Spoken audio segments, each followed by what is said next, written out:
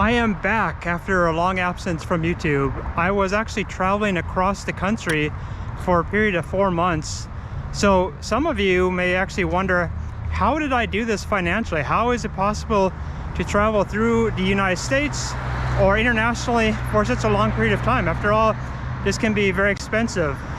And I want to give you my own personal experience as well as give you hypotheticals as to how you can do this as well. In my own case, people always ask me, what do you do in terms of making money? I actually work as a life coach. I help people with romantic relationship questions oftentimes. And as a result, this really doesn't have to be done in a central location. I'm able to really do this anywhere in the world. So that the fact that I'm traveling around the country, that really doesn't change anything much, because the work that I'm doing is not really based in Los Angeles or California or anywhere else really. I actually have the ability to do this work whether I'm on whether I'm on the road or whether I'm in town over here. And the truth is, Los Angeles is an extremely expensive city to live in. So the funny thing is that in my own personal experience, it actually ended up being cheaper to travel across the country than it would be to live, for instance, in a one-bedroom or a studio apartment over here, because I think it's around $2,500 a month, something like that. Whereas I was able to stay in hotels with my brother. We were spending about $110 a night. So when you split that two ways, each person is definitely spending a lot less in terms of just hotel fees than they would be in a studio apartment or a one bedroom. So in terms of how you would actually work if you are on the road, there are two ways to do this. You could do it the remote way of working, which is how I do it. I work online. But let's say you don't like to work online. That's not your thing. You can actually work seasonally around the country at hostels, campsites. Restaurants are a good one because there's always actually a demand for servers, waiters and waitresses, and if you know how to cook, there's always that as well. And what I found is that people don't realize that you don't really have to necessarily stay in a particular location. You could just choose to take the short-term work opportunities that exist out there, and that is one way that could actually fund your travel. For instance, a lot of Airbnbs around the United States cost around $1,000 a month. If you were to do seasonal work, for instance, you could easily pay for some of these expenses you would have on the road. And I think it would be a great way to have a great time too, because especially if you get food at the market and stuff like that, you could definitely cut down on your costs. The other way is the online way. Now, I think that people should realize that online is a little bit tougher. For instance, it's very easy to actually work in a restaurant. You just apply, and there are jobs all over the US. In fact, there's a worker shortage at the moment. So I think that that's very easy to do.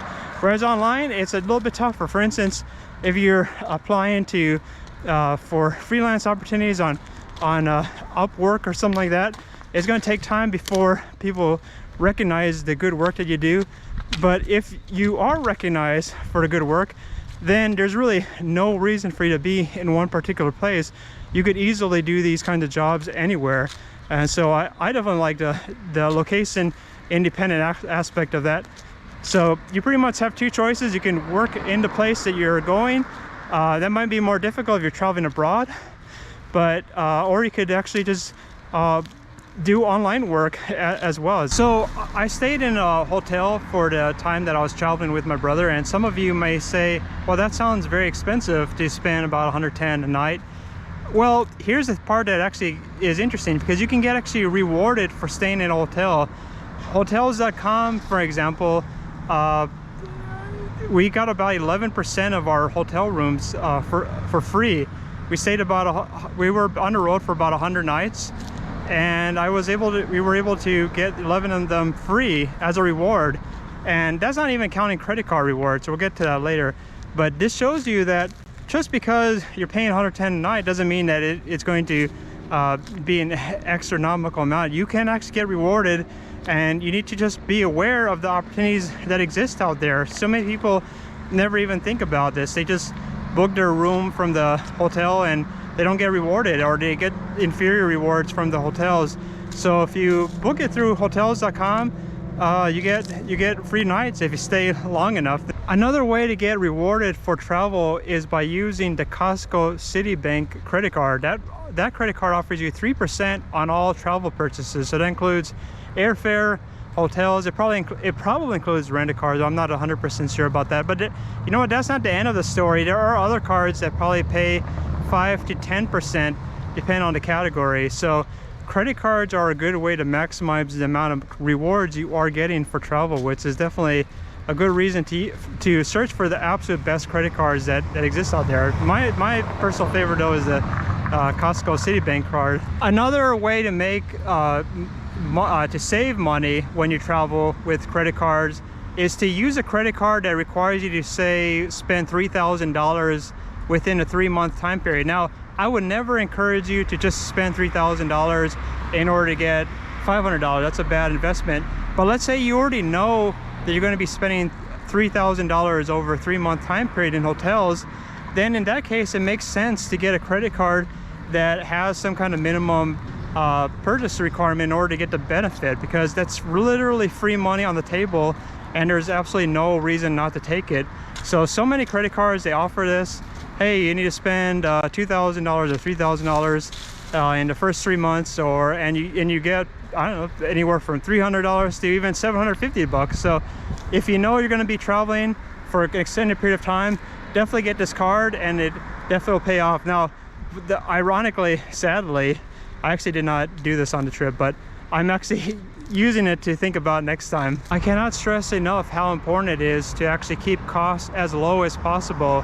When you're going on an extended trip like this, it really is very, very important to really keep track of your costs, not go out too often to eat. I must admit, my brother and I did go out to eat probably far more than we would have wanted to in the beginning.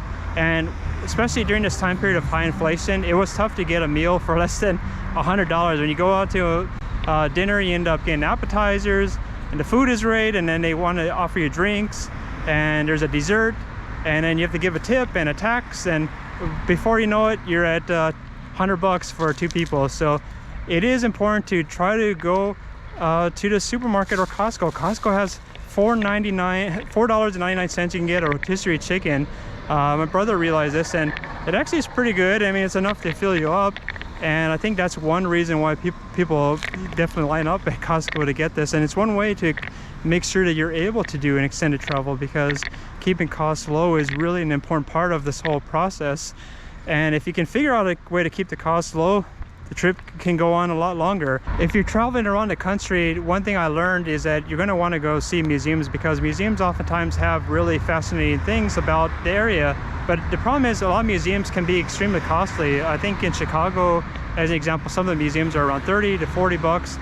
And what I recommend doing before you go on your trip, become a part-time student somewhere, a community college, take a tennis class, whatever it takes to become a part-time student at a community college. Then you get a student ID, and student IDs allow you to get a lot of benefits, including huge discounts at museums. So definitely recommend that.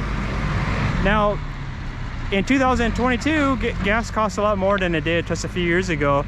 So you're going to want to try to save as much money as you can in terms of gas. If you're traveling around with your car, I recommend the Costco credit card. It gives you 4% back when no matter what, when up to $7,500, and you can get 4% back on your gas purchases. So I definitely recommend that card. It definitely came in handy. It's nice to get 4% back. You don't have to sign up for any category. It's always 4%. Another way to save money on a long road trip is to make sure that your car is in tip-top shape. Before I went on my road trip, I made sure that my car was basically in factory condition. And there's a reason why. If you don't keep your car in good shape, you'll end up at a roadside mechanic somewhere, maybe in a town you don't want to be in, and towing expenses add up. And every day you're just waiting for your car to be fixed, it's expensive. You might be paying a lot in hotel fees. You might not want to be in that town. It might be an expensive town, and it might be that your mechanic doesn't really know how to work on your car. For instance, I have a Porsche, so that's not necessarily a car that someone in a random part of the country may know how to work on. So it is very, very important to make sure that your car is in tip-top shape before you go, just because it's going to cost you a lot more if you end up having to work on it in some random place. So be sure to work on that. And the last piece of advice that I have for you is to remain flexible. For instance, I've always believed that I never wanted to sleep in my car under any circumstance. That's literally the last thing I ever wanted to ever do. But here's a case where I was flexible.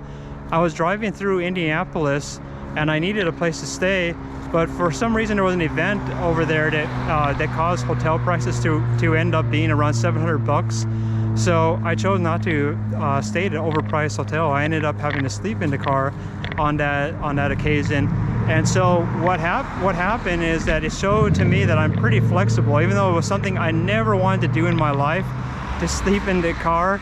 I saved money. I did not spend the $700. It was uncomfortable. I had to use my jacket as a blanket, and it was a pretty terrible experience, but that kind of flexibility is what allowed the trip to continue, because you can't say, oh, I'll never do that. Well, sometimes you have to do something you don't want to do in order to make the trip an enjoyable experience. Anyway, I hope I gave some good financial tips on how to travel for extended period of time. I may have even more ideas in the near future. Please subscribe, and I'll see you in the next video. Oh, also be sure to smash that like button. Almost forgot about that. That's more important than anything else.